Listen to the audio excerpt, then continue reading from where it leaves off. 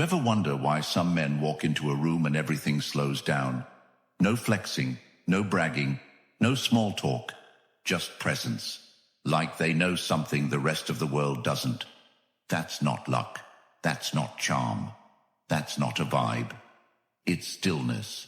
And it's the most dangerous form of power a man can carry.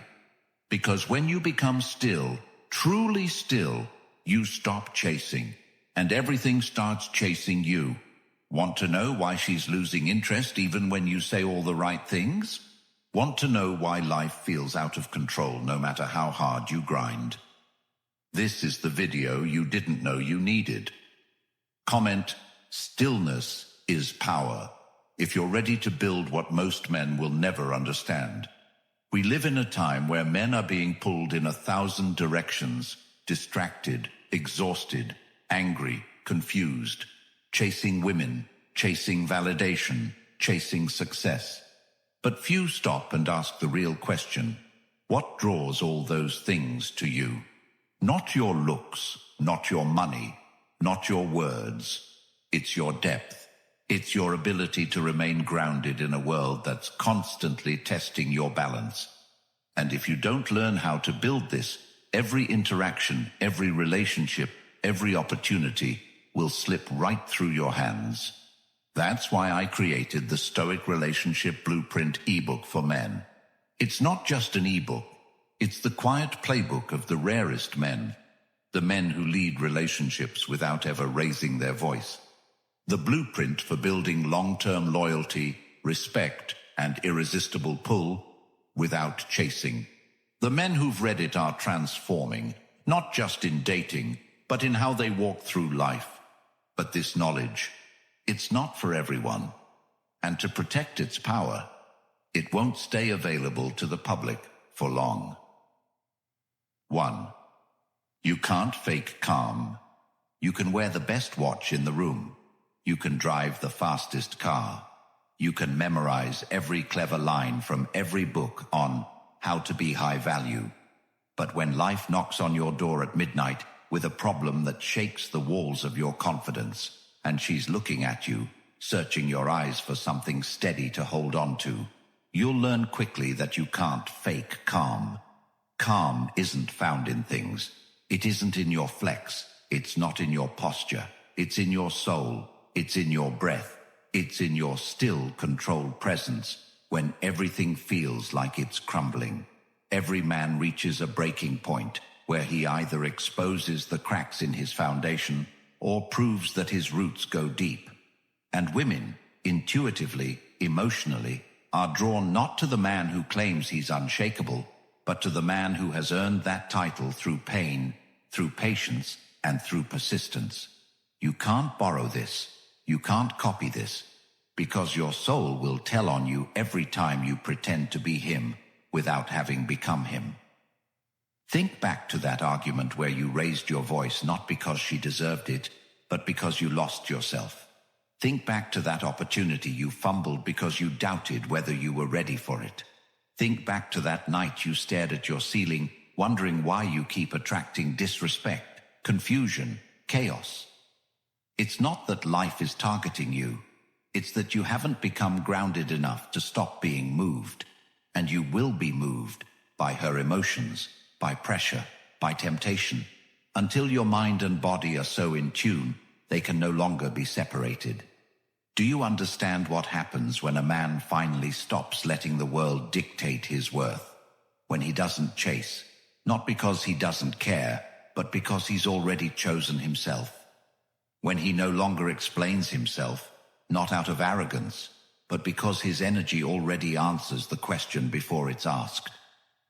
That man can walk through rejection, betrayal, loss, and still keep his chin high, not because he's numb, but because he's focused, because he's built from something stronger than approval.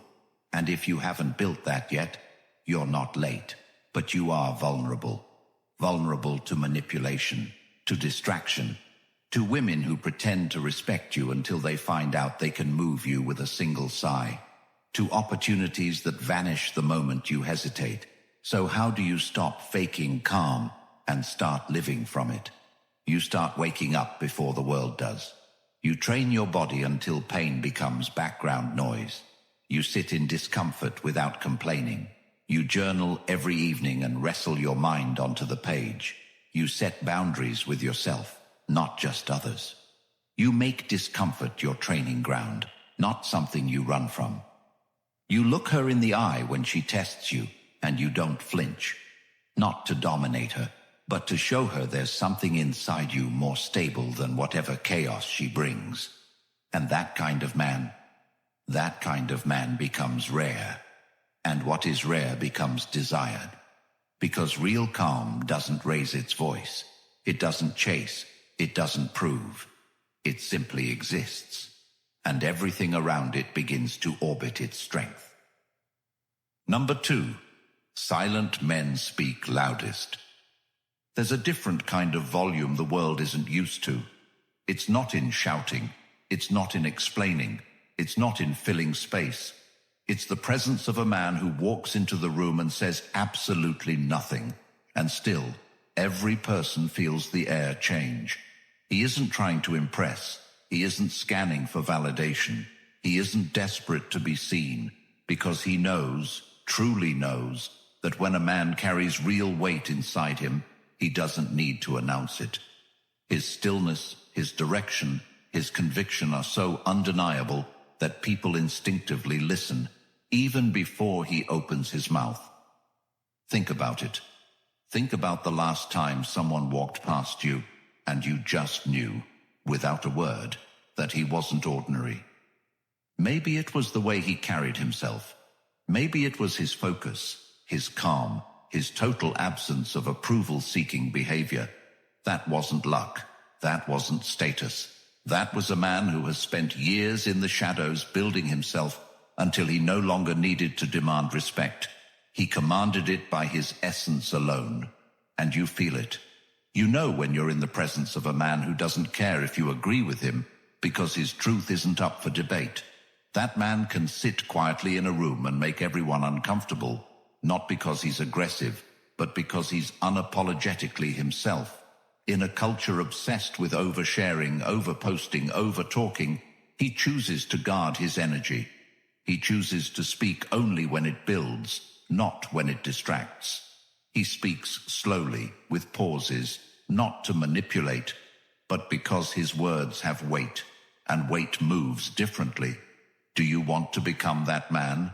Then stop filling space to feel worthy. Stop chasing reactions. Stop using conversation as a weapon to gain attention.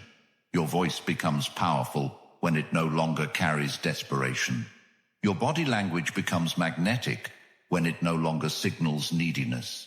Your energy becomes a gravitational pull when you've done the inner work to live in alignment. Speak with your presence before you ever speak with your voice. And the way you build that presence, you take responsibility for every word you say. You stop gossiping. You stop lying.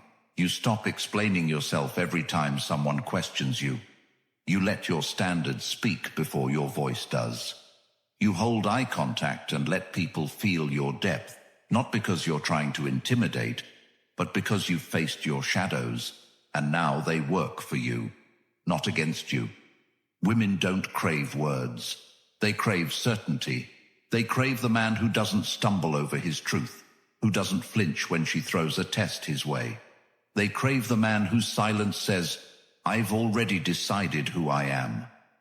And once you become that, you become unforgettable, not because you tried to be, but because you dared to build what most men don't even know they're missing. So speak less, mean more, and remember, the loudest room is often led by the quietest man. Number 3. Composure is her emotional trigger. She doesn't fall in love with your ambition. She doesn't commit because of your looks or your hustle or the way you sound when you talk about your plans. What moves her deeper than attraction, what roots her in loyalty, is what she feels when everything falls apart, and she watches you hold it together without needing to dominate, without needing to run, without collapsing into confusion. Her soul is wired not for perfection, but for clarity. She's biologically tuned to seek stability in the face of emotional chaos. And when she tests you, yes, tests, because every woman with depth will, she's not looking for you to win an argument or fix her feelings. She's trying to sense if you can carry the pressure of her reality without flinching. That's why you can be a man with charm, intelligence, and even resources, but still lose her, because in a split second of reactive weakness, of defending instead of directing, of pleading instead of pausing, you confirmed what she feared, that your strength is situational, not foundational. So she pulls back, she questions, she stirs tension not to destroy you, but to see if your roots are real. And in those moments, when you start raising your voice, when your breathing changes, when your words stumble because you're afraid of what she might do or say or think, you're not leading anymore, you're chasing. And women don't stay where they feel they're the ones leading your reactions. They want to feel you steady when they're overwhelmed. They want to feel your direction when they've lost their own. They want to surrender, not out of weakness, but because your presence gives them the safety to soften. But here's the uncomfortable truth most men won't admit. We've been taught to speak when we should listen, to solve when we should understand, to panic when we should pause. And until you unlearn that, you'll keep attracting chaos instead of connection. She's not against you. She's looking for something in you that's unshakable, something that doesn't come from manipulation or status or sweet talk. It comes from depth, from a man who's spent time with his thoughts, who's learned to navigate emotional weight without offloading it onto others. It's in the man who can witness her emotions, tears, fears, resistance, and stay grounded, not because he's trying to win, but because he knows who he is without needing her validation. And that kind of composure, that poise under pressure, that restraint rooted in certainty, it doesn't just attract her, it disarms her, it brings down her walls. Because now she sees you not as another man pretending to be solid, but as the one who actually is. And to build this, you must go where most men don't, into the discomfort, into the triggers, into the places where you've always reacted. And you must learn to breathe, to slow, to watch, to lead with your steadiness instead of your need to be right. Because in the end, the men who truly lead aren't the ones who say the most, but the ones who hold the most without crumbling. Number 4. No reaction equals maximum control. Every moment you react without control, you leak power. Every text you send out of fear, every argument you dive into without clarity, every emotion you let dictate your words, you give up ground. Not just with women, with life, with business, with yourself. Because reaction is the opposite of leadership. It's the declaration that something outside you is stronger than what's inside you. And in today's world, where everything is engineered to provoke you, ads pulling on your insecurities, opinions baiting your pride, people pressing your buttons just to see what you'll do, the rarest men are those who don't bite, who don't flinch, who don't respond just to feel heard. Because what you'll discover, if you've ever sat through a test of patience and chosen poise instead of panic, is that nothing confuses those trying to control you more than a man who doesn't play their game. And she feels this too. She might not say it, she might not admit it, but deep inside, when you stay calm instead of escalating, when you choose direction over drama, when you walk away from disrespect without saying a word, something clicks. Respect deepens, curiosity grows, and what's more, you begin to respect yourself in ways you never have before. You start realizing that your attention is currency, and where you spend it defines your destiny. You see that not every provocation deserves a paragraph. Not every trigger needs a reaction. Some things are tests, and the ones who pass are those who can see beyond the moment. But here's where most men get stuck. They confuse detachment with weakness. They think walking away means losing. They think choosing not to argue means they weren't strong enough to defend their truth. That's wrong. Real strength isn't shown in yelling louder. It's shown in knowing you don't need to. It's in the pause, in the glance, in the silence that follows when someone tries to push you and you don't move. Because you know what they're doing, and more importantly, you know who you are. And in that moment, you become untouchable. Not because you're avoiding life, but because you've mastered it. So the next time you feel yourself wanting to fire back, to chase, to defend, stop. Ask yourself, does this serve who I'm becoming? If it doesn't, let it go. If it drains you, distance yourself. Because every time you choose not to react, you reinforce your direction.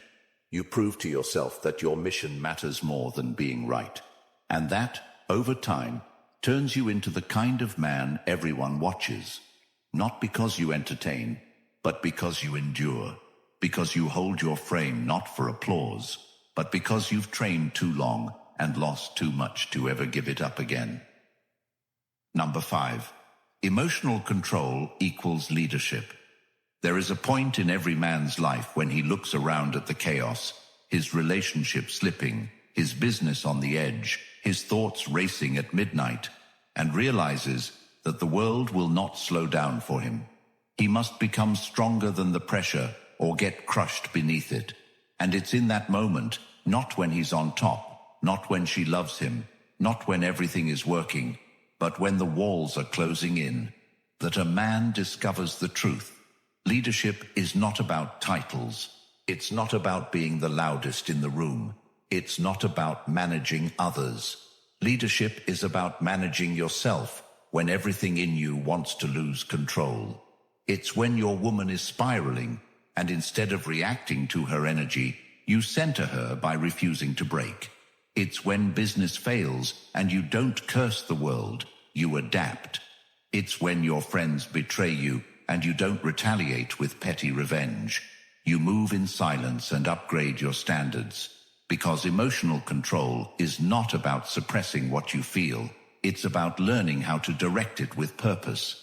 It's knowing when to speak and when to stay quiet, when to walk away and when to stand your ground. And here's the hardest part for most men.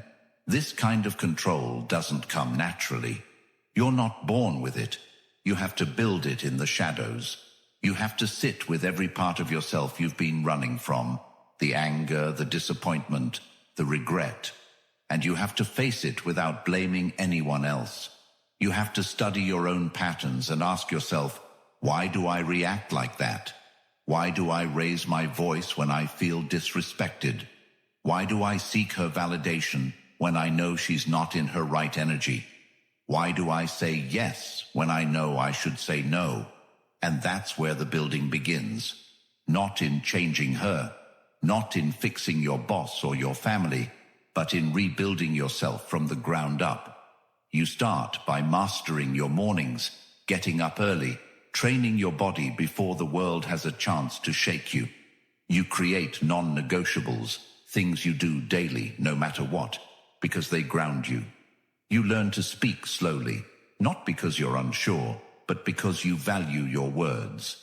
You learn to breathe deeply when triggered, not because you're trying to fake calm, but because you've learned to stay present when your instincts want to flee. And slowly, the man you were, the reactive one, the anxious one, the pleaser, starts to die. And in his place, a new man is born. One who doesn't lead with ego, but with presence. One who doesn't try to be followed, but ends up leading anyway, because his energy is so grounded that others naturally trust it. Your woman starts looking to you not for instructions, but for security. Your team starts respecting your quiet confidence more than their own anxiety.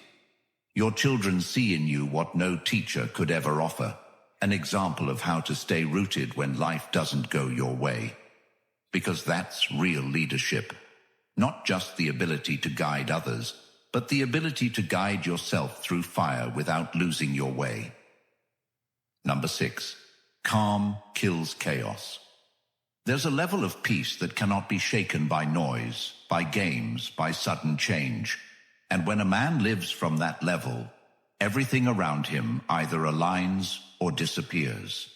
And the truth is, most of what surrounds you right now, every argument, every fake friend, every emotional spike, isn't real connection. It's noise trying to see if it can shake your center, because life doesn't respect your potential.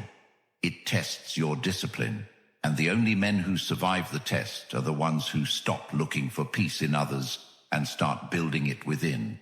She doesn't want you to scream back when she pushes you. She doesn't want you to collapse when things go dark.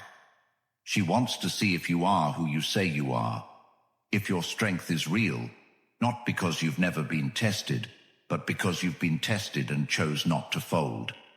And the reason this calm is so rare is because it must be built one layer at a time, while everyone else is chasing shortcuts.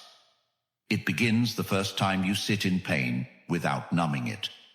It deepens when you hold your ground in a conversation without raising your voice. It hardens when you say no to her, not out of cruelty, but out of clarity. It's when you choose to leave a room where your value isn't seen, not to punish anyone, but to protect your peace. And that's when chaos loses its grip on you, when you stop needing to be understood and instead become deeply rooted in understanding yourself. Imagine walking into a situation that used to rattle you, a woman's mood swing, a passive-aggressive jab, a betrayal, and instead of reacting, you breathe, you observe, you let it pass through you like wind through mountains. And in that moment, you're not just responding differently, you've become different. Your woman starts watching you more. She doesn't know why, but she's drawn to you deeper. Because now, your calm is not a mood, it's your identity. And the world begins to treat you like a man who can't be moved, because you've shown it again and again. You've taught your environment that nothing is more valuable to you than your peace. And everything that disrespects it will be met, not with rage, but with quiet exit. And that's terrifying to those who can't control you. That's magnetic to those who've been looking for strength. And most importantly, it's life-changing for you, because now you're not just surviving your chaos. You've made it irrelevant. And the man who can do that, he doesn't just attract better, he lives better. He commands more, not by force, but by alignment. Because when a man becomes calm in a world addicted to noise, he becomes untouchable. Number 7. Stillness builds long-term attraction. There is a kind of power that doesn't peak on the first date, doesn't fade after the first fight, and doesn't disappear when life tests your grip.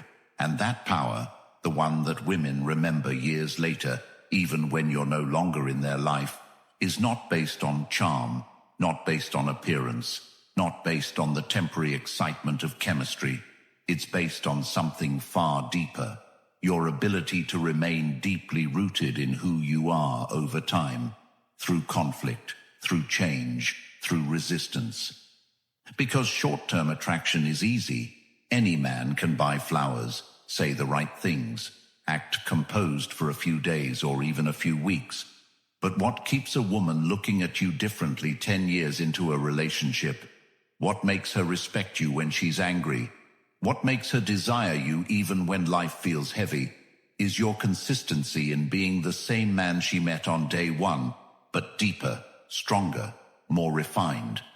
And to reach that, you must stop living in the emotional highs and lows that destroy most men. You must become the man who doesn't peak when things are good and collapse when they're not. You must learn to live from principle, not feeling. To remain who you said you are even when it's hard, especially when it's hard. Because nothing builds trust like consistency. Nothing builds depth like restraint. And nothing builds lifelong attraction like the man who never has to raise his voice to remind her of who he is. She doesn't need to be impressed. She needs to be anchored. And she doesn't need a man who reacts. She needs a man who holds space, holds truth, holds vision, holds standard. And that kind of man doesn't need to constantly win her over. He simply becomes the space where her feminine can rest without fear. But that space must be earned. It must be carved out of the choices you make when no one is watching, when she's distant and you choose patience over panic, when you're misunderstood and you choose clarity over proving, when you're tested and you choose stillness over scrambling. And these moments are the true test, not the big gestures, not the expensive trips, but the simple, often invisible acts of grounded strength that tell her you're not here to control her. You're here to lead with calm, without ego, without noise. This is the kind of presence that changes how she breathes around you, that makes her want to come closer without you asking, that makes her stop questioning, stop testing, stop resisting, because she sees that nothing about you is temporary.